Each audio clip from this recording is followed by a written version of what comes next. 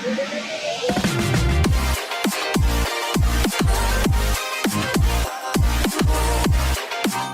हम बात करेंगे कि क्या रूस ने जानबूझकर चंद्रयान 3 के पीछे भेजा है लूना 25।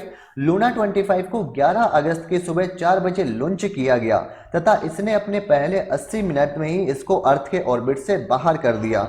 जिस काम को करने में चंद्रयान 3 को 18 दिन से भी अधिक का समय लग गया, उसको लूना 25 इसने ओनली 80 मिनट के अंदर कर दिखाया। तो आखिरकार लूना 25 इसने ऐसा कैसे किया, इसको जानने के लिए इसके रॉकेट सोयूज 2.1V की तरफ रुख करते हैं। सोयूज 2.1V जो है इसके अंदर टोटल 4 स्टेज लगी गई है और जो 4th स्टेज है इसका नाम है फ्रिगेट। जबकि जो भारतीय इसरो है इसके द्वारा जितने भी रॉकेट काम में लिए जाते हैं या फिर चंद्रयान 3 को जिस रॉकेट से लॉन्च किया गया था उसमें ओनली फॉर 3 स्टेज रहती है और ये 3 स्टेज या 4 स्टेज होती है, इसमें अलग अलग फ्यूल भरे रहते हैं।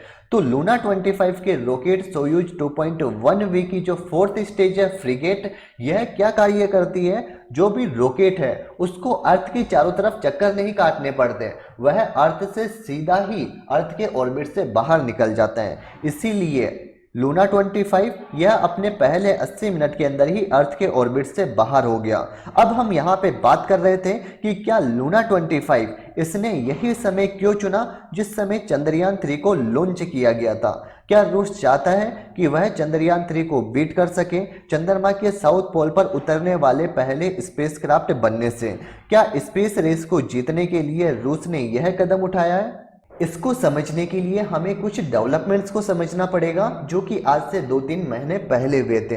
आज से 2-3 महीने पहले की बात है, यूरी बोरिसोव जो कि रूस की अंतरिक्ष एजेंसी रोसकोस्मोस इसके एडमिनिस्ट्रेटर है और इनको वहां के प्रेसिडेंट पुतिन ने बुलाया था 30 जून को और इनसे पूछा था कि लूनर लैंडर इसके भेजने के क्या चांस है।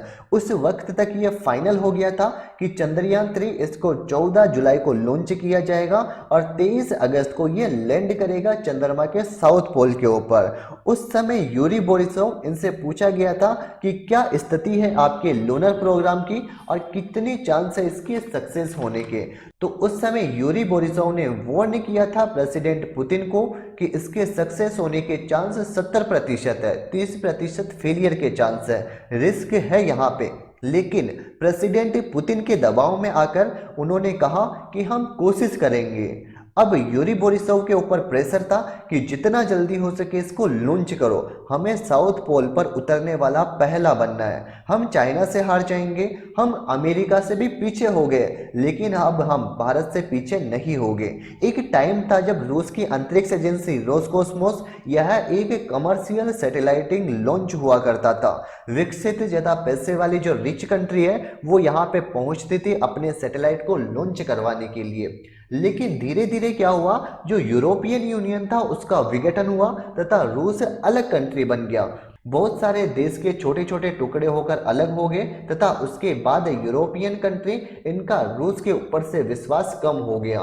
रूस ने जब क्रीमिया के ऊपर कब्जा किया था तथा उसके बाद में रूस और यूक्रेन के मध्य एक समझौता हुआ था, उसके बाद में यूरोपियन यूनियन कंट्री इनका रूस पर विश्वास कम हो गया तथा यूरोपियन कंट्रियों ने रूस से धीरे धीरे दूरी बना ली तथा धीरे धीरे अपने सैटेलाइट इनको लॉन्च कराने के लिए रूस को भेजना कम कर दिया। लेकिन दोस्तों, जिस प्रकार से इसरो का विकास हो रहा है, जो अलग अलग देशों के सैटेलाइटों को एक साथ लॉन्च कर रही है, वो भी बेहद ही कम रेट पर, साथ ही सक्सेसफुल रेट के साथ, तो कमर्शियल लॉन्च फैसिलिटी यह अब इसरो बन गया है और यह बात अच्छी तरीके से जानता है रूस तथा रूस को पैसों की जरूरत है क्योंकि रूस को अपने अंतरिक्ष प्रोग्राम चलाने के लिए, अपने देश को चलाने के लिए पैसे की जरूरत है, डेवलपमेंट्स की जरूरत है। इसीलिए रूस ने चाइना से हाथ मिला लिया है क्योंकि उसको इलेक्ट्रॉनिक कंपोनेंट्स चाहिए।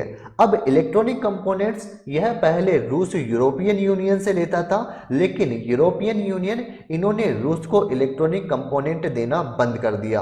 अब जैसे ही इलेक्ट्रॉनिक कंपोनेंट देना बंद कर दिया तो रूस के पास में एक ही ऑप्शन था, चाइना से जाके हाथ मिला लेने का। लेकिन यहाँ पर मेन बात यही आती है कि रूस यहाँ पे सेकेंडरी हो चुका है तथा चाइना प्राइमरी हो गया है। लेकिन रूस सेकेंडरी बनना कबूल है, लेकिन वह भारत से कभी भी नहीं हारना चाहता। इसीलिए रूस ने जानबूझकर तय समय पर भेजा है लूना 25 को, ताकि वो हरा सके चंद्रयान 3 को। लेकिन बात फिर वहीं आती है, बोरिसोव के ऊपर प्रेशर था और वो काम को तीव्र गति से बढ़ा देते हैं। लेकिन बात कर लेते हैं कि लूना 25 जो मिशन था, इसको पहले सन 2021 के अंदर लॉन्च होने वाला था। लेकिन क्या हुआ, रूस और यूक्रेन के मध्य युद्ध हो गया, इस कारण से इसको लेट कर दिया गया। इसके साथ साथ ही रूस के कुछ और भी अंतरिक्ष प्रोग्राम थे, उनको भी डिले कर दिया गया। लेकिन अभी की हालत को देखकर यही लगता है कि रूस ने अपना यह मिशन हड़बड़ी के अंदर भेजा है। क्यों लगता है ऐसा दोस्तों? क्योंकि पहले प्लान यह था कि लूना 25 अपने साथ एक रोवर भी जाएगा, लेकिन अब यदि देखें तो यह रोवर नहीं भेज रहा, यह केवल एक लैंडिंग मिशन है। बस यह वहां पर जाएगा चंद्रमा के साउथ पोल के ऊपर और वहां पे जाके लैंडिंग करेगा ओनली फॉर, यानी कि वहां पे जाके सॉफ्ट लैंडिंग करेगा। और इसी के साथ साथ इसके अंदर एक रोबोटिक आर्म जुड़ी हुई है, जो वहां पे लैंड होने के बाद में इसमें से एक रोबोटिक आर्म यानी कि एक हाथ निकलेगा, वो वहां से मिट्टी को लेगा और उसकी जांच करेगा। ओनली फॉर इतना ही कार्य करेगा यहाँ पे। जबकि चंद्रयान 3 ये अपने साथ में एक रोवर भी भेज रहा है। तो क्या लगता है दोस्तों आपको, यहाँ पे रूस 47 साल के बाद में चंद्रमा पर उतरना चाहता है, तथा रूस ने ऐसे ऐसे मिशन भेजे हैं जहां रूस ने लैंडर भेजकर, रोवर भेजकर, सैंपल लेकर उसको वापस पृथ्वी तक बुलाया है। और अभी 2023 के अंदर रूस ने रोवर भी नहीं भेजा। ऐसा कैसे पॉसिबल है? यह आपको ऐसे नहीं लग रहा कि हड़बड़ी के अंदर लूना 25 को भेजा गया है? यहाँ पे रूस के साइंटिस्टों का कहना है कि वो 5 दिन के अंदर लूना 25 इसको चांद के ऑर्बिट के अंदर पहुंचा देंगे। साथ ही चांद के ऑर्बिट के अंदर ये सीधा 100 किलोमीटर के ऑर्बिट को पकड़ाएंगे। लेकिन चंद्रयान 3 इसको 100 किलोमीटर का ऑर्बिट पकड़ने में अभी टाइम है। अब देखना यह है कि आगे क्या होता है। रेस शुरू हो चुकी है, लेकिन यहां पर यदि चंद्रयान 3 लूना 25 के बाद में पहुंचता है तो अपना मिशन जाया नहीं जाएगा, क्योंकि जो कार्य लूना 25 के द्वारा नहीं किया जाएगा वो सारे कार्य अपने चंद्रयान 3 के द्वारा किया जाएगा, क्योंकि इसके साथ में एक रोवर भी भेजा गया है। अब देखना यह है कि क्या लूना 25 यह चंद्रयान 3 को बीट कर पाएगा या फिर नहीं कर पाएगा। तो चलिए मिलते हैं आपसे नेक्स्ट वीडियो के अंदर, और आगे हम बात करेंगे कि लूना 25 और चंद्रयान 3 ये कहां कहां तक पहुंचे हैं। तो वीडियो के अंत तक बने रहने के लिए आपका दिल से धन्यवाद। जल्द ही मिलेंगे आपसे नेक्स्ट वीडियो के अंदर, तब तक के लिए बाय बाय, टेक केयर।